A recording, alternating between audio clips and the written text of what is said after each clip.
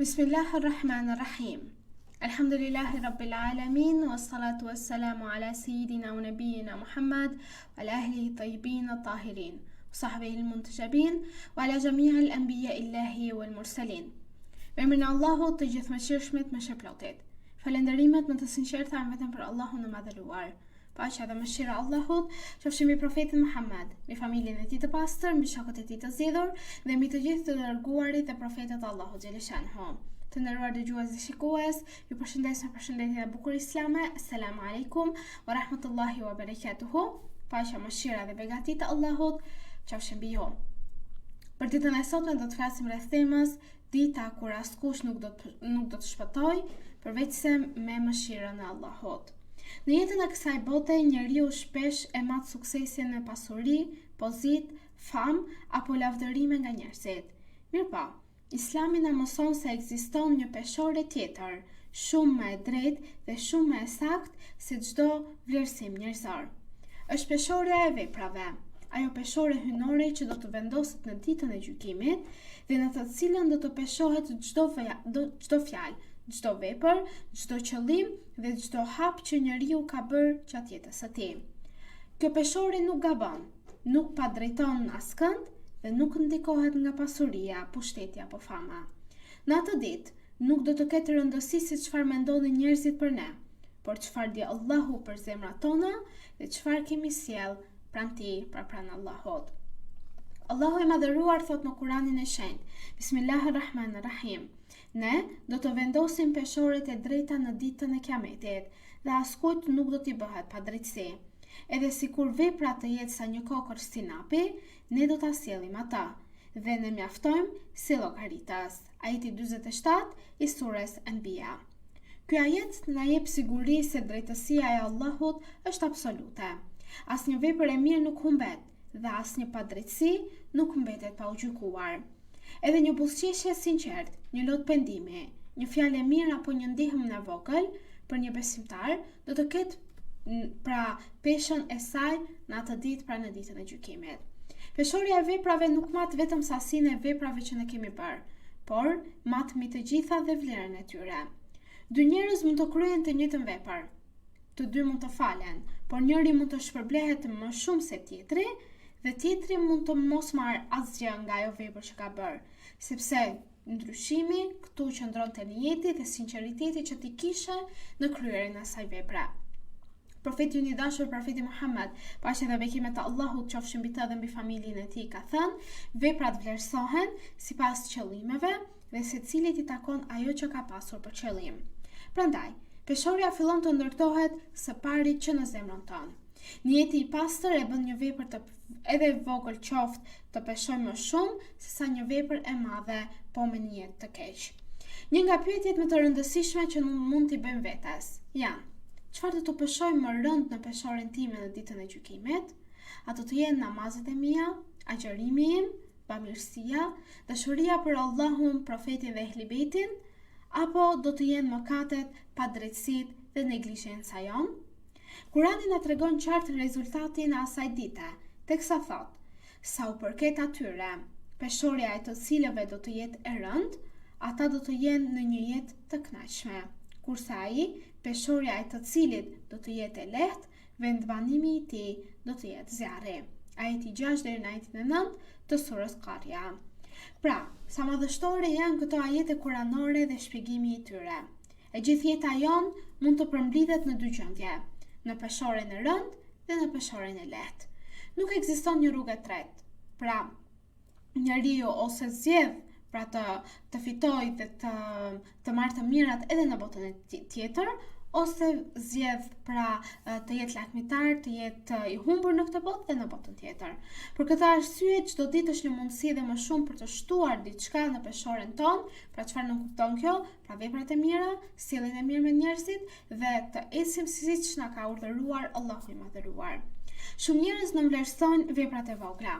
Ato mendojnë se vetëm adhurimet e mëdha kanë rëndësi në këtë jetë. Por Islami na mëson të kundërtën.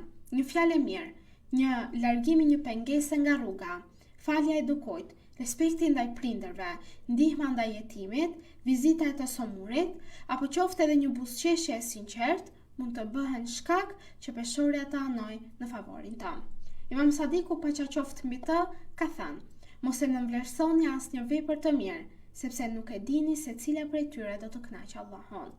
Pra kjo thënie na mëson të jetojmë me shpresë dhe me përkushtim. Nuk duhet të presim vetëm raste të mëdha për të bërë mirësi. Përkundrazi, çdo moment i jetës tonë mund të bëhet një investim për ahiretin tonë në botën tjetër. Një element tjetër që e rëndon peshoren është morali i mirë. Shumë njerëz mund të falen, të agjërojnë dhe të japin lëmosh, por nëse lëndojnë njerëzit me gjuhët e tyre, bëjnë padrejtësi ose mbjellin urrejtje, ata rrezikojnë të humbasin shpërblimet si në këtë botë dhe në tjetrën. Profeti Muhammed ka thënë: nuk ka asgjë më të rëndë në peshoren e besimtarit në ditën e Kiametit se sa morali i mirë.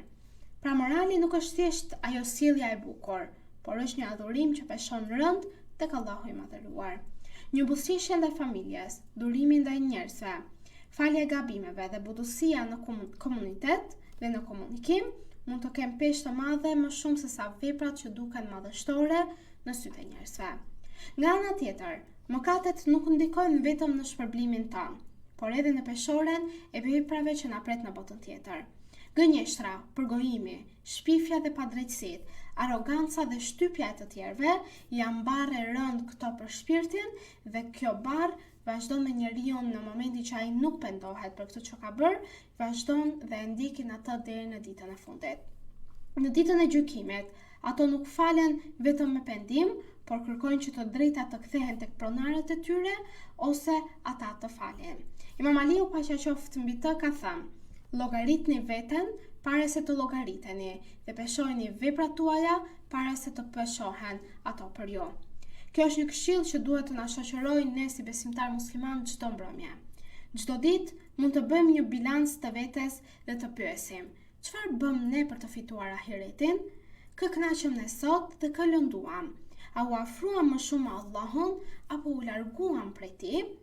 Një njeri që e kontrollon vazhdimisht veten nuk do të befasohet në ditën e gjykimit. Ndër veprat që e bëjnë peshoren të rënd është dhe dashuria dhe besnikëria ndaj profetit dhe ehlibetit paqja qoftë mbi ta, sepse ato janë udhërofyesit e ummetit dhe modeli më i pastër i bindjes ndaj Allahut. Dhe ndjekja e moralit të tyre do të thotë ndjekja e drejtësisë, e durimit dhe e devotshmërisë që zbukuron karakterin e besimtarit dhe jetën e tij dhe zbukuron më shumë me mëshirën hyjnore. Njeriu që ka gabuar nuk mund të humbas kurse si shpresën, sepse ne feja pastër islame na mëson që mos u humbasim shpresë ndaj Allahut të Madhëruar. Allahu është mëshirues dhe dera e pendimit mbetet e hapur për çdo kënd që do të kthehet me sinqeritet dhe t'i lutet Allahut të Madhëruar që ta falë dhe ta mëshirojë atë dhe të kthehet nga rruga e mëkatit dhe të ecë në rrugën e drejtë. Sa njerëz kanë jetuar vite në mëkate dhe pendimi i sinqert i ka bërë ato prej banorëve të xhenetit. Allahu nuk shikon kurse si të kaluarën ton, por sheh gatishmërinë ton që kemi në të sotmen dhe në të ardhmen për të kthyer tek ai dhe për të bërë vepra të mira. Pra të dashur vëllezër dhe motra, duhet të kujtojmë se peshorja e veprave nuk është një tregim simbolik apo një metaforë. Ajo është një realitet që ne të gjithë do ta kalojmë në ditën e Kiametit.